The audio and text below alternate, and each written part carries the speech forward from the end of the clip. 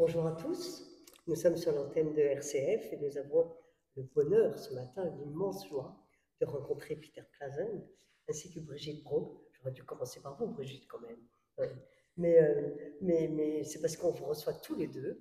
Euh, c'est même vous qui nous recevez puisque nous sommes dans votre atelier, Peter. Exactement. Un atelier à Châteauneuf qui est un musée, qui est une merveille. Merci. Alors, merci de nous accueillir. Donc, si on est venu vous voir ce matin, à votre demande, c'est parce qu'il y a un événement important qui se passe la semaine prochaine. Est-ce que vous pouvez nous dire l'un et l'autre qu'est-ce qui se passe la semaine prochaine? eh bien, cet événement a été possible par l'initiative et par l'invitation à une conférence et un atelier d'écriture. d'écriture. Et elle m'a demandé si je voulais bien montrer, commenter le livre qui est sorti il y a quelques mois maintenant, qui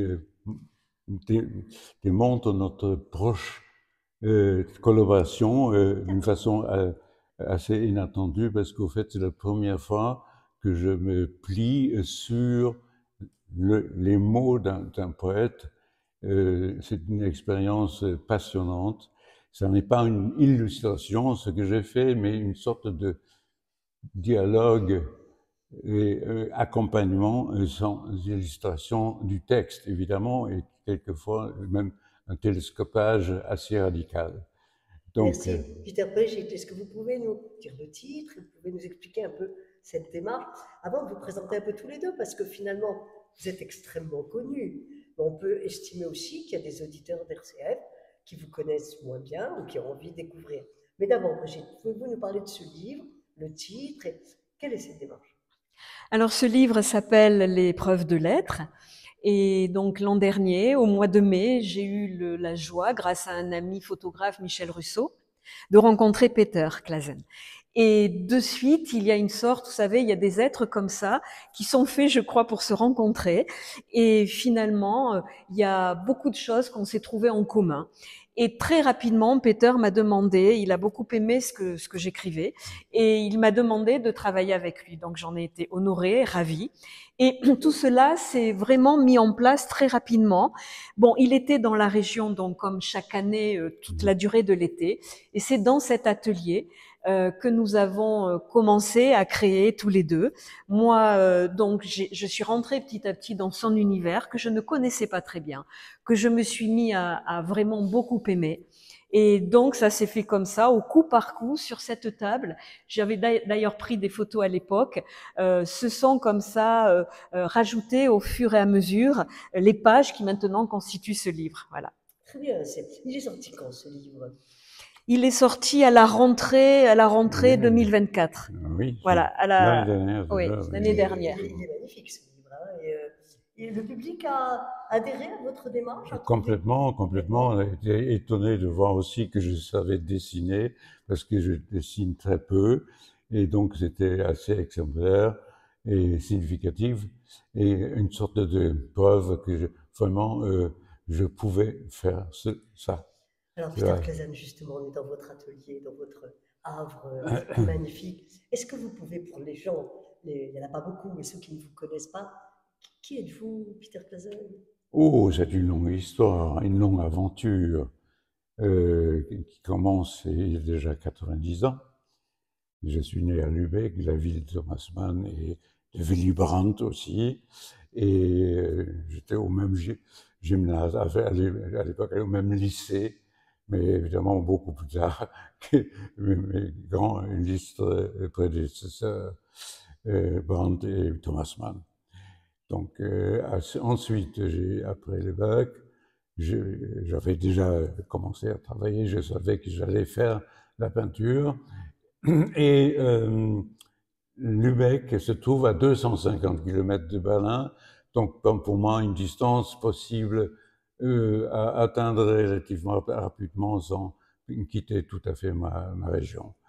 Et à l'époque, Berlin était encore dans les ruines. C'était en 55-56 où j'ai commencé mes études à Berlin, aux Beaux-Arts de Berlin, le Berliner Hochschule für Bildende Künste, exactement, où il y avait les survivants du Bauhaus comme professeurs Eh oui. d'un côté et un groupe d'expressionnistes allemands, l'équivalence des Fauves à Paris, qui avaient déjà fait des échanges avant la Première Guerre mondiale, comme Franz Marc et le Blauer Reiter, le groupe de Blauer Reiter, et les expressionnistes français qui se sont trouvés dans des expositions multiples en Allemagne. À cette époque-là, Peter, vous vouliez être peintre? C'était ça l'idée de départ?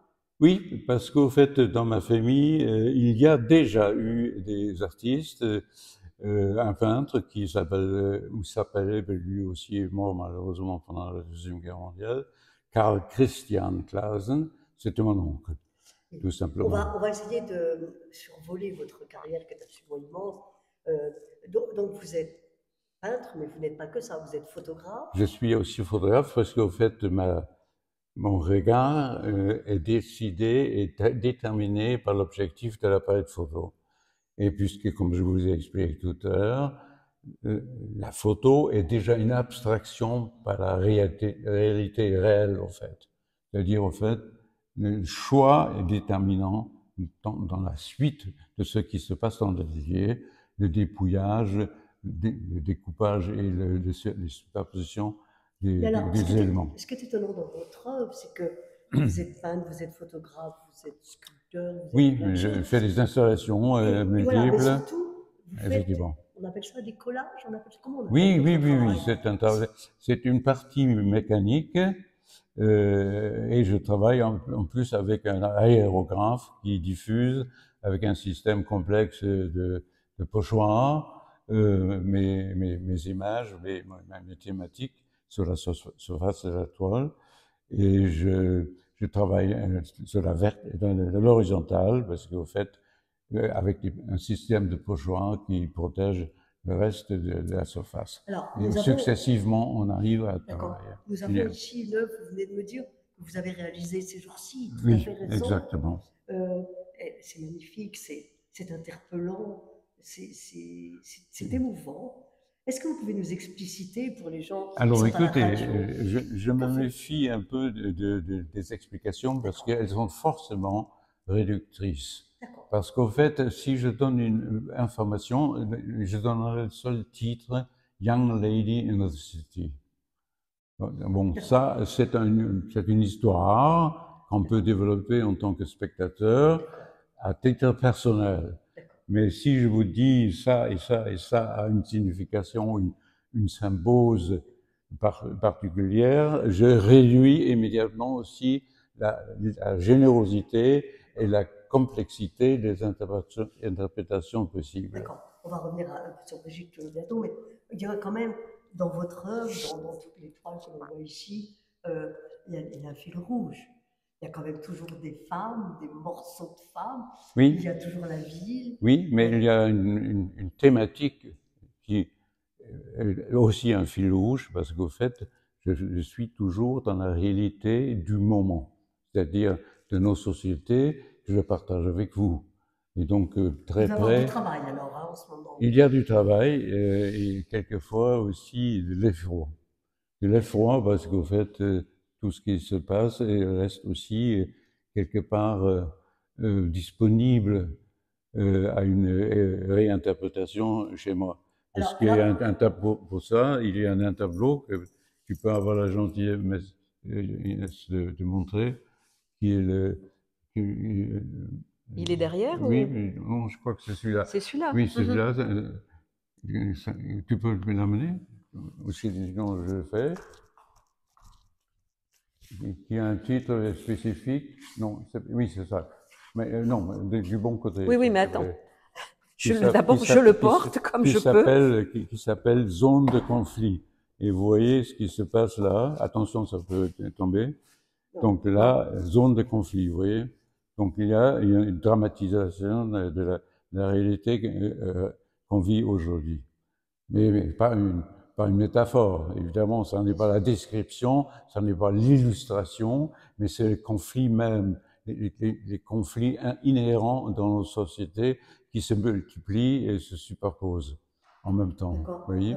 Peter, c'est très intéressant tout cela, surtout, je dis, on va revenir sur le parcours de Brigitte, mais surtout vous qui nous disiez là en arrivant que finalement, en tant qu'Allemand, vous êtes venu habiter ici dans ce coin de la Côte d'Azur, sur des terrains juste qui avaient été laissés après Historique. la guerre, Oui. historiques, et que vous étiez un Allemand qui aimait la France, donc vous étiez meurtri de tout cela. Oui. Aujourd'hui, vous avez l'impression qu'on revient vers une forme de société en danger. C'est ça que vous essayez de nous dire? Je ne veux pas faire de pronostic politique, puisque finalement tout ça c'est un mouvement. Et donc prévenir ou prévoir quelque chose inattendu, comme vous savez, est absolument impossible. Et donc je prends toujours distance pendant au moins quelques mois avant d'attaquer telle ou telle problématique. Donc, je ne suis pas le commentaire direct comme un journaliste. Il y a d'autres institutions qui s'en débarrassent mieux que moi. Parce qu'au fait, c'est un processus long et complexe, même techniquement complexe. Bien sûr. Voilà. Bien sûr, vos toiles sont parlantes. Brigitte, revenons vers vous. Donc, vous, c'est la poésie. En plus que vous déclamez merveilleusement. On a déjà eu l'occasion de vous entendre sur l'antenne de RCF. Et aujourd'hui, dans cette exposition avec Peter, dans ce travail d'écriture que vous faites avec lui, vous aussi, vous avez un parcours. Les poètes sont aussi au cœur du monde. Oui. Dites-nous. Oui. Alors, les poètes, bien sûr, sont au cœur du monde. Moi, à la différence d'un grand nombre d'entre eux, je veux dire, nos voix sont plurielles, ce qui est normal. Et donc, je ne suis pas un poète maudit comme beaucoup ont besoin justement d'être mal pour pouvoir exprimer beaucoup de choses. Moi, c'est quand je vais bien. Voilà. En revanche, il est vrai que les textes qui accompagnent, voilà, les travaux de Peter dans le livre que nous avons fait ensemble, j'ai justement choisi des textes qui sont rares, mais qui précisément rendent compte aussi de difficultés, de douleurs, de détresse, de choses comme ça, parce que ça correspond davantage à son univers. Et puis, comme justement ma voix est aussi autre que celle-là, à un moment donné, j'ai appelé Peter et Ariel Termine, qui est le concepteur graphique de notre ouvrage. Je leur ai dit, voilà, de la même façon que dans une journée alterne des bons moments et des mauvais moments, et dans une vie c'est pareil, je souhaiterais dans ce livre que nous faisons ensemble rajouter des textes plus positifs, parce que c'est aussi fondamentalement ce que je suis, ce que j'essaie d'exprimer. Et donc ils étaient d'accord, et j'ai rajouté des textes, voilà, un peu plus énergiques, un peu plus positifs, voilà. Alors Brigitte, qu'est-ce qui vous a attiré? On peut vous poser la question à tous les deux. Qu'est-ce qui a fait cette symbiose? Qu'est-ce qui s'est passé entre vous, en fait? Alors moi, j'ai eu une révélation au moment où elle a récité un de ses poèmes. Il m'a montré une profondeur, une certitude, une justesse de ce langage qui m'a fasciné, parce que elle est claire, elle est lumineuse, elle est imposante, et moi, je suis dans cette catégorie de la peinture. J'affirme très fortement mon travail. Il est parfaitement identifiable et a une force en soi, esthétique et colorique. Et vous, Brigitte? Oui, de toute façon, moi je travaille aussi avec d'autres artistes, à la fois dans des livres avec des plasticiens et sur scène avec des musiciens. Et il est vrai que la rencontre, elle est double en général quand on doit travailler ensemble. Alors, je pense que dans un premier temps, c'est une rencontre humaine qui se passe, c'est-à-dire que tout d'un coup, on se sent vraiment sur la même longueur d'onde. Et ensuite, il y a la rencontre aussi artistique. Donc là, Peter vient de l'exprimer clairement. Moi, j'ai été aussi happée par son univers, par son monde, et j'ai eu vraiment envie de trouver des textes qui puissent aller de pair avec cet univers et qu'on reconstruise quelque chose.